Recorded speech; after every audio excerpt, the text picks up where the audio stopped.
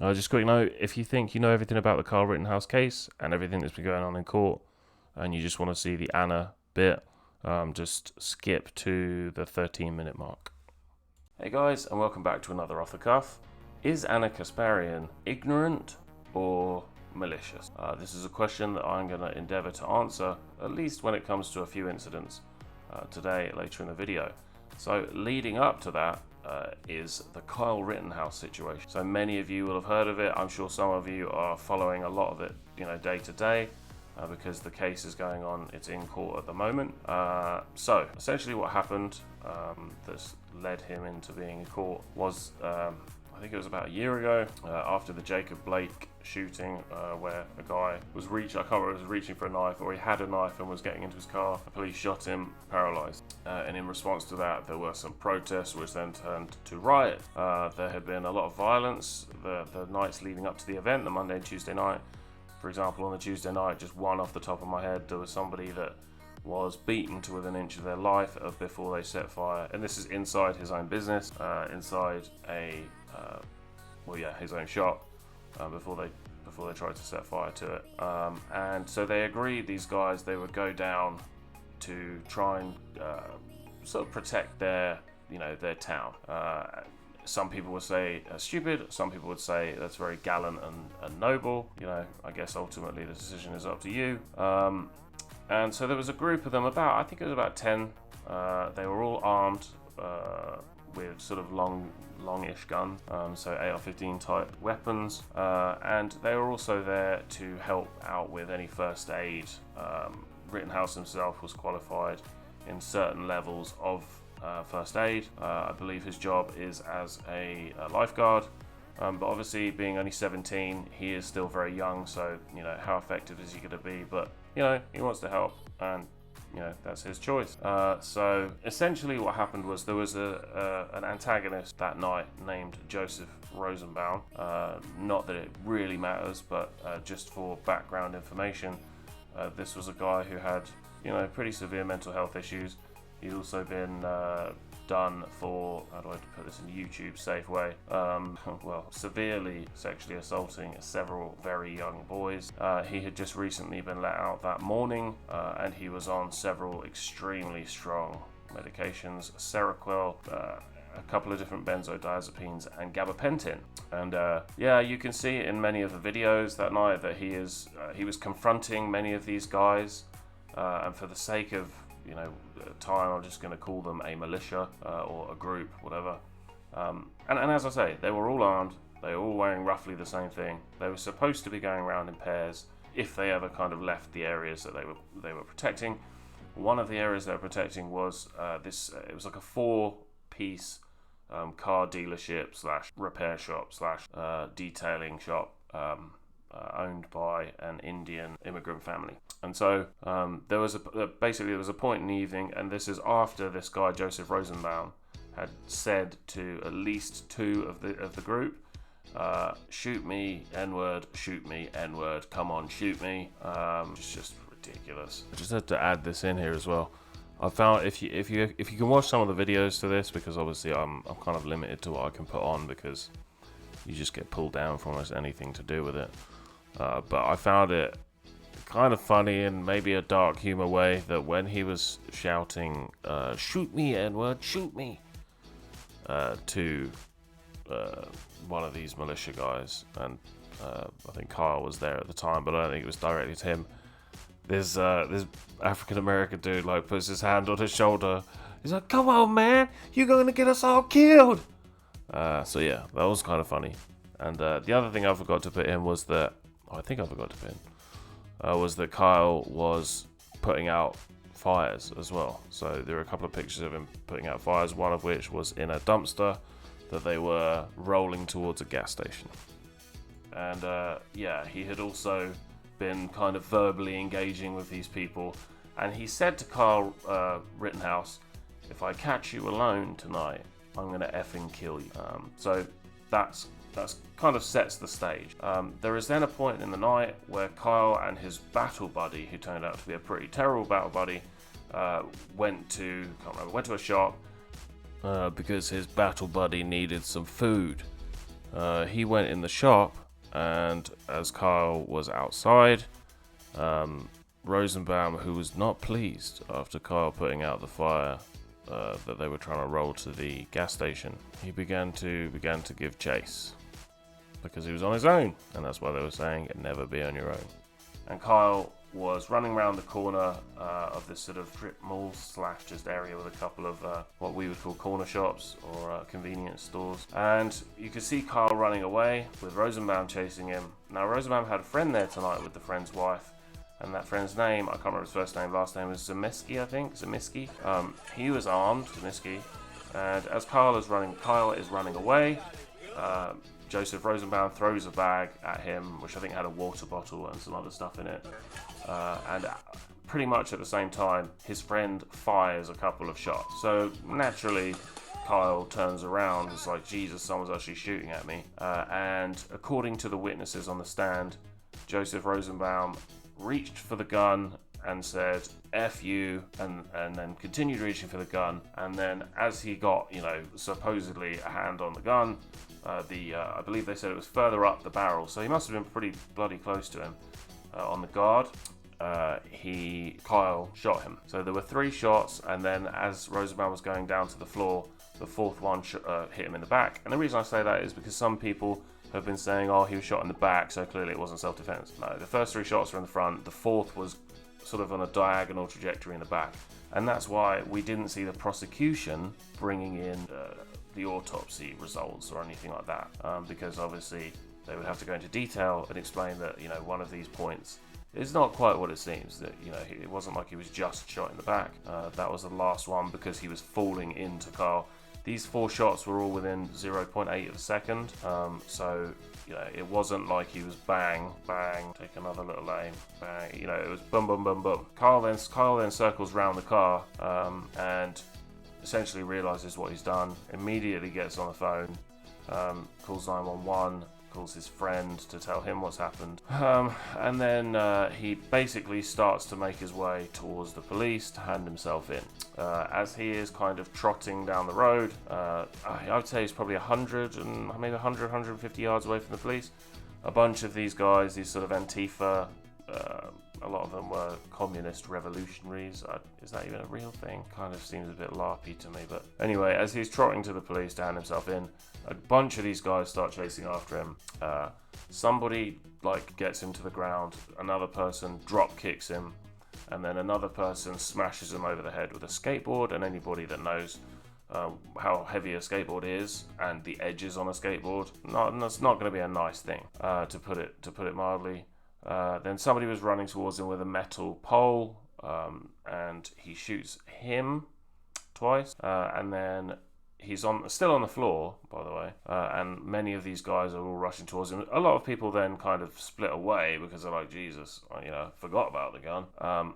And this guy, Gage Groskraut, he basically was running towards him, didn't decide to move out of the way, and as Kyle raises his gun, Gage Groskraut's puts his hands in the air, and then Kyle lowers his gun, and this guy Gage, he then tries to quickly run towards him and kind of reduce the distance between them, and at the same time pulls out his Glock handgun. He cocks it. It has a round in the chamber, so all he needs to do is squeeze the trigger, and Kyle shoots him in the arm. Kyle then manages to get up, and he goes and runs towards the police and tries, almost in vain, to hand himself into the police. And the reason, despite what people want to think, the reason that the police were not immediately there to sort of take him down is because they knew that there were going to be these guys. They had already told them. They knew that these guys were going to be involved.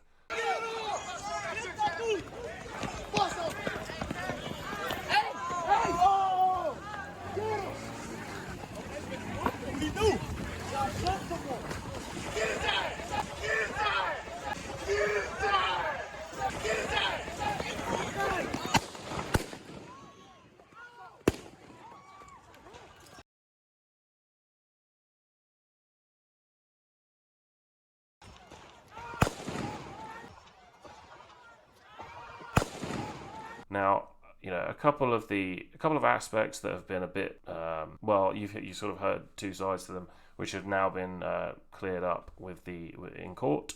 Is that number one, he didn't take the firearm over state lines, which we've heard Ana talk about endlessly.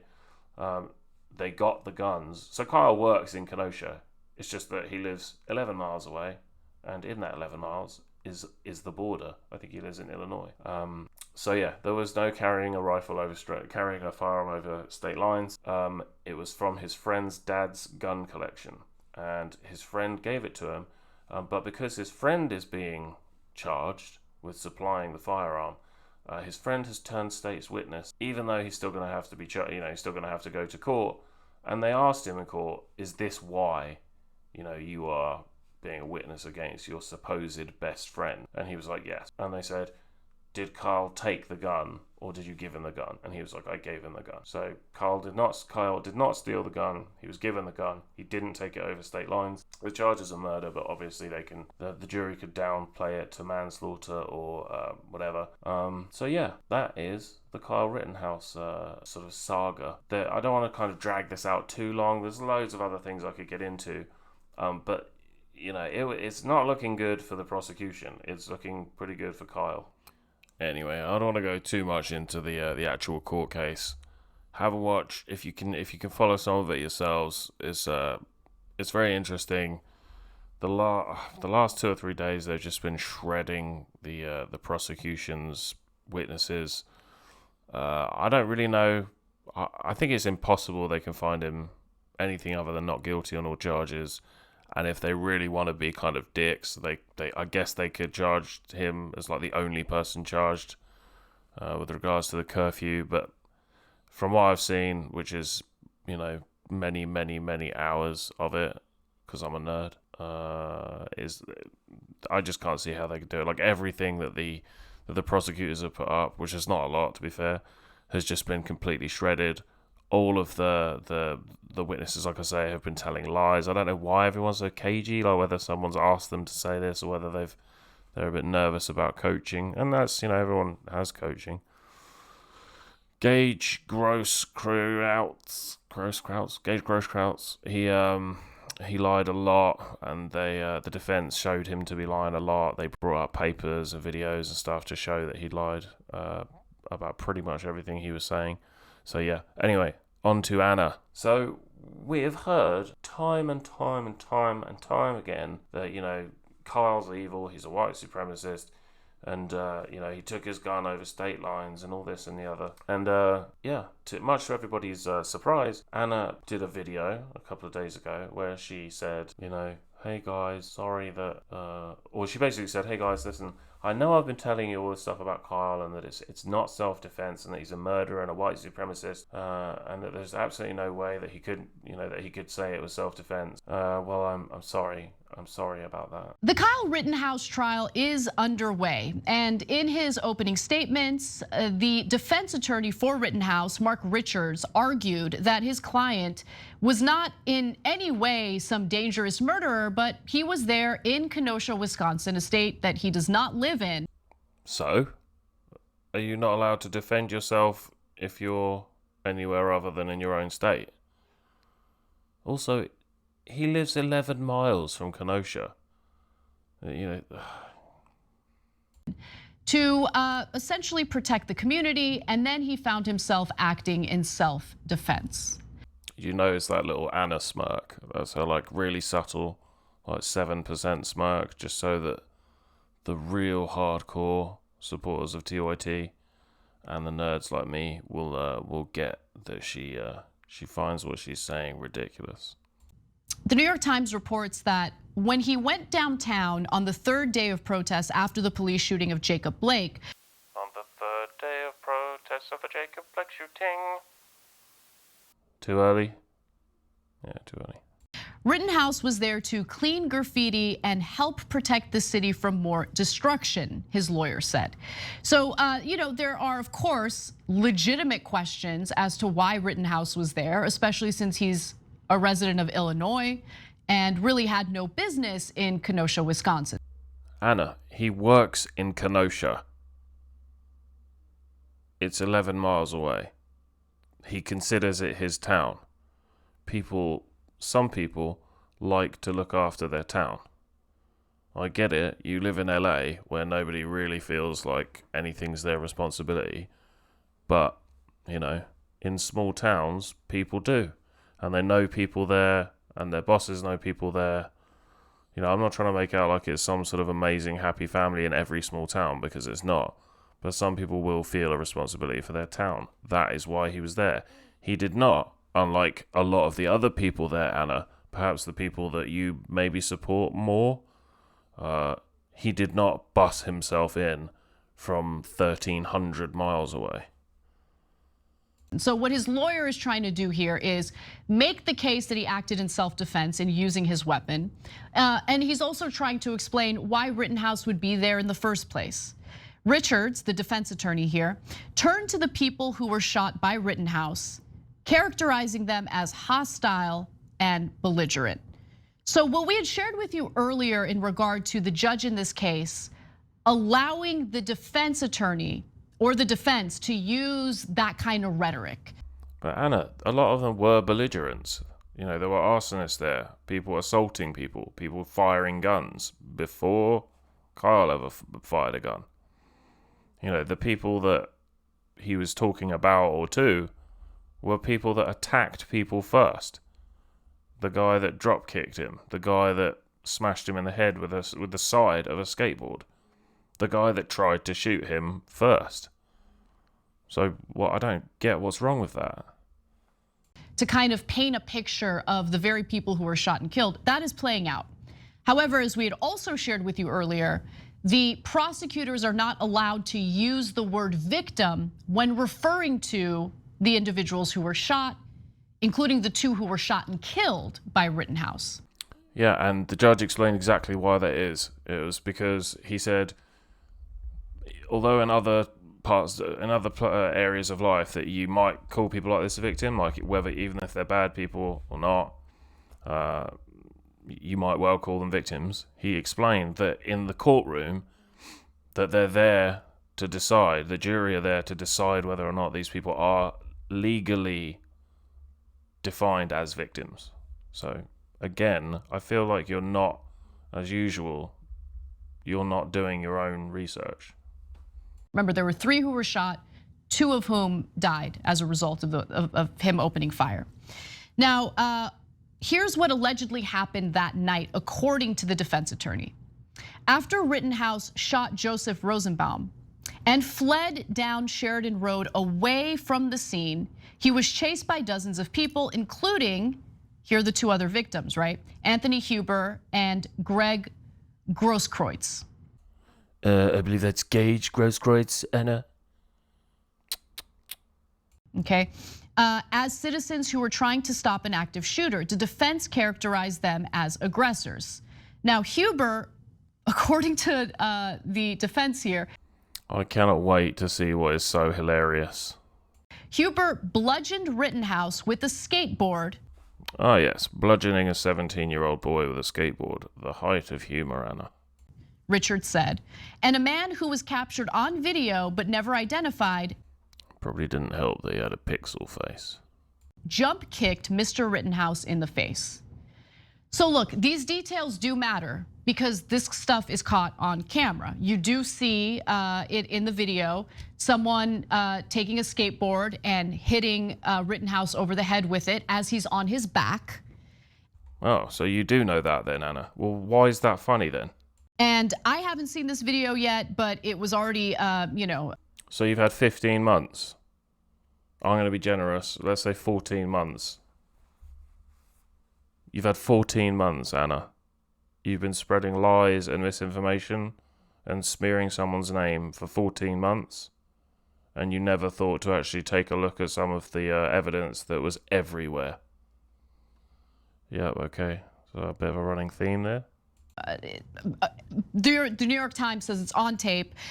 There's someone captured on video, someone who has not been identified, kicking Rittenhouse in the face. So look, these details matter because if you're gonna make an argument that you acted in self-defense, there needs to be some proof that there was An imminent threat. Yes, that's right, Anna. And that's why for 14 months, 15 months, people have been saying stands a strong chance of it being self-defense. Because people have known this for that long. But, you know, I guess that, like, as one of the internet's biggest journalists and a journalist professor, there's no reason for you to actually look at the facts, is there? Right, and in this case, the imminent threat is the guy using the skateboard and someone kicking Rittenhouse in the face as he's on his back. Now, what really mattered to me was how all of this unfolded. What was the thing that sparked it? What started all of it? Well, first of all, that doesn't matter, Anna. And second of all, that was Joseph Rosenbaum chasing Kyle and trying to take his gun. And before Kyle had even taken a shot, one of Rosenbaum's friends shooting at Kyle after Rosenbaum had already said to Kyle, "If I catch you alone tonight, I'm going to effing kill you." And initially, I was under the assumption that Rittenhouse was the person who was chasing after Joseph Rosenbaum, that's how it had started. But I was wrong about that, okay? So I want to correct the record. I was, in fact, wrong about that. And to show you the evidence, to reinforce that I was wrong about that, I want to go to this video that shows how everything really started. Wait. Why is Anna choosing this occasion to admit that she's wrong about something? She's always wrong about everything. I mean, okay, not everything, but I mean like probably 80% of the time. Here is where we first see Joseph Rosenbaum, the first person Kyle Rittenhouse fatally shoots that night. He joins the fight against the armed civilians. There was no fight against the armed civilians, you effing nerd. What are you talking about? There was a group of guys defending one four-part business, and any others if they saw any issues. This wasn't like a civil war. Jeez, man, the way TYT frames things, like, is just obscene and dangerous. Rosenbaum now starts chasing Rittenhouse and throws a plastic bag that holds his belongings from the hospital. Close behind them, a man holds up a handgun and fires it. We don't know why. Then Rosenbaum lunges towards Rittenhouse. Rittenhouse fires 4 times. So those details matter, right? Who was chasing who matters. The gunshots by some other unidentified person, that matters. How can you not know these things? This is blowing my mind. This woman teaches journalism. I've known this for months. Okay, I might not have known how to pronounce his name properly for months.